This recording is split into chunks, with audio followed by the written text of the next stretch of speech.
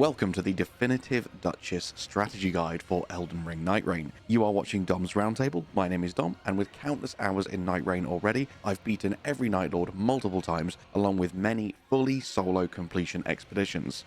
So I wanted to share my knowledge with you and help you become the best player you can possibly be, so that you can carry your team to victory using the Duchess every single time. Today we'll be covering everything from hidden features and mechanics of the Duchess's abilities, along with her weaknesses and mistakes to avoid. Then later on in the video I'll also cover a bunch of more general gameplay tips, so make sure you're subscribed for more of the best Nightreign content, and let's jump straight into her passive ability. Her passive is Magnificent Poise. Attack and dodge optimally, dodging repeatedly when necessary. Also produces stamina reduction from attacks and evasive actions, allows up to 2 consecutive evasive actions. Due to the incredibly efficient stamina costs of the Duchess, she can spam dodge and spam attacks quicker than any other Nightfarer in the game. This means as long as you like a fast-paced, aggressive, high-risk, high-reward style of gameplay, the Duchess will be absolutely fantastic for you, because you'll be able to execute some of the most high-damage strings of attacks with the Duchess than any other Nightfarer in the game. Depending on the direction you dodge with the Duchess, sometimes she backflips, sometimes she just ducks towards the ground, and it's always very rapid, and she can perform 2 in extremely quick succession, meaning that effectively, even in panic roll situations, she can still dodge 80 to 90% of attacks. She has a crazy amount of survivability because of her literally magnificent poise. She is absolutely fantastic when using dual daggers, because the lunging attacks of daggers just as you come out of a dodge roll animation are absolutely fantastic both offensively and defensively, allowing her to effectively blink around the battlefield at lightning speed. And for this reason, even though daggers themselves, just using them as an example, don't do too much damage per strike, what they are incredibly good at is building up status effects. So it's really good if you can get, for example, maybe a poison dagger and a rot dagger, or even combine it and try and find like a bleed frost dagger and a poison rot dagger, so you can apply all of the status effects all of the time.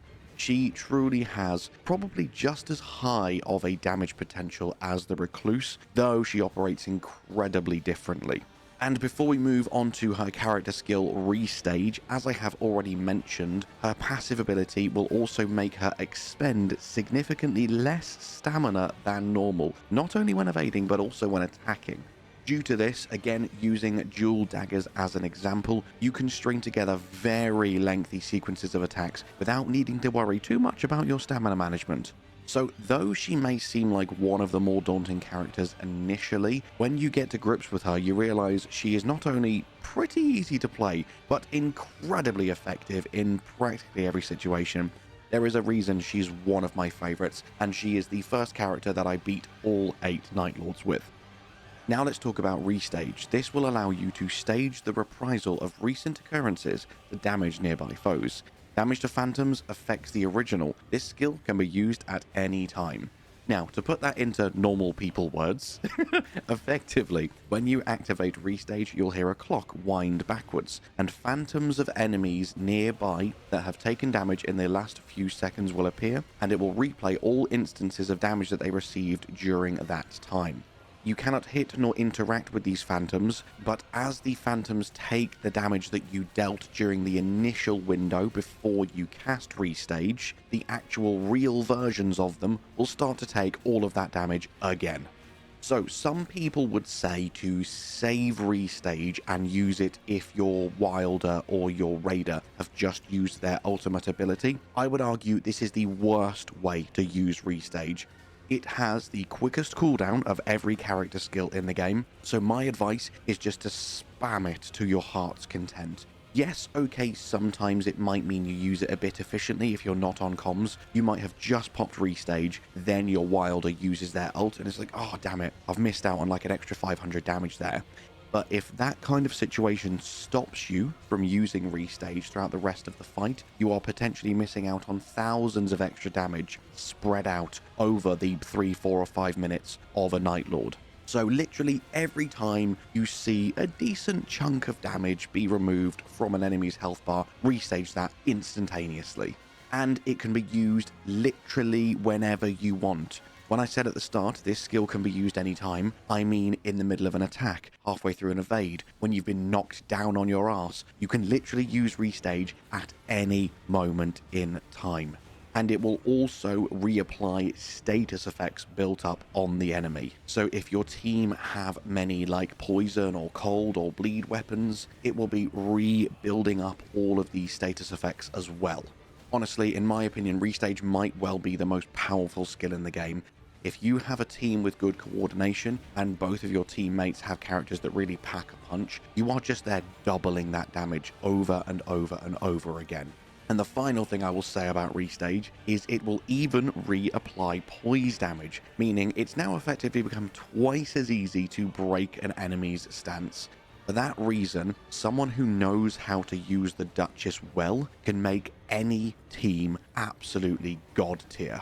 In fact, I truly believe her character skill is far better than her ultimate art, and we will talk about why right now. So now let's talk about Finale. Obscure yourself and surrounding allies to hide from foes. Enemies lose track of the caster, wandering aimlessly or becoming prone to leaving themselves vulnerable. Now, my advice is to treat this ultimate art kind of similarly to how you would treat the Revenant's ultimate art. Because let me tell you the worst case scenario first, and then explain when I believe you should be using it.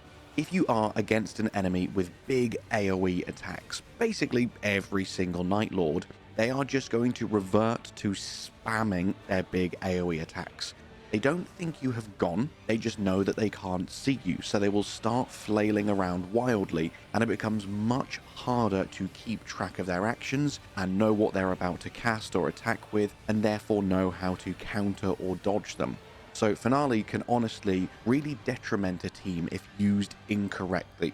However, when this ultimate art is fantastic to use is to reposition, heal up, or even revive your allies, because as long as you don't go near the enemy and you don't try and attack them, they won't walk around trying to look for you, and it will be very, very easy to stay hidden and undetected. Obviously, if you use this on more minor enemies or enemies that you can backstab, you can use it offensively. You can just run around, hit them in the back, job done. But if we're talking big boss fights, try to think of Finale as a more defensive and utility ability. And as I say, if you don't have a Revenant or an Iron Eye in your party, the Duchess then becomes your absolute best chance for bringing the team back from the dead and bringing your whole team back to a good stead, ready to try and tackle the fight once again. Now, as always, with these ultimate character strategy guides, let's talk about her playstyle and the do's and don'ts of how to make the most out of the Duchess. Now, I have pretty much said all that I need to say already throughout the video, but just to give you a quick summary, she has insanely high dex scaling. She also has very low stamina costs, so really, really quick weapons that can build up status effects are absolutely ideal. So power stancing, daggers, fists, or curved swords are probably your absolute best bet. She's also pretty good with bows if you want a ranged option because of her dex. And you always want to be thinking quick and nimble, darting behind enemies to get critical hits, using quick armaments and weapon skills with minimal to no recovery to allow you to keep dancing around your enemies, and basically you won't need to worry about your minuscule health pool because you will be getting hit very, very infrequently. And because she can be so powerful with status effects, great relics to bring in with you are relics that are going to apply status effects to your starting weapons, such as Poison or Rot. And then even better if you can play as her in the Crater Shifting Earth, so you can upgrade that starting weapon to a legendary +3 and just melt every single Night Lord.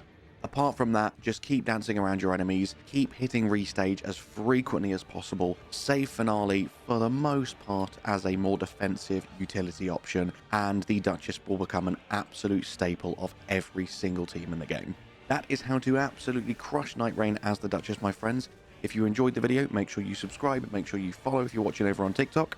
Join the Discord server so we can play together sometime, and all that's left for me to say is thank you so much for watching. Hope you have an amazing day, and I'll see you in the next one. Bye-bye.